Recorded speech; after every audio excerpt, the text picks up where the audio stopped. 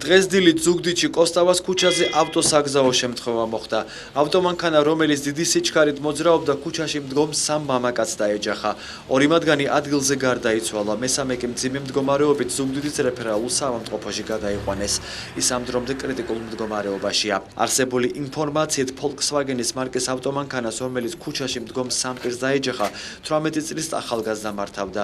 შემთხვევის ადგილზე სამართალდამცავები და ექსპერტ-კრიმინალისტები მუშაობდნენ.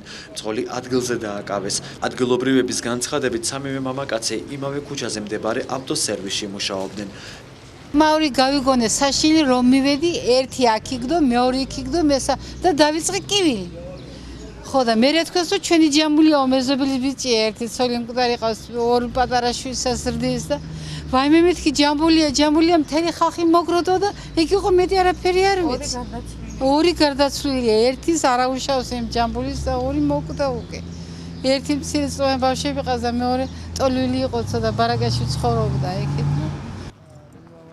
შინაგან საქმეთა სამინისტროს ინფორმაციით, მომხდარ ფაქტზე გამოძიება დაწყებულია საქართველოს სისხლის სამართლის კოდექსის 276 მუხლის მეხუთე ნაწილით, რაც ტრანსპორტის მოძრაობის უსაფრთხოების ან ექსპლუატაციის წესის დარღვევას გულისხმობს, რამაც ადამიანის სიცოცხლის მოსპობა გამოიწვია.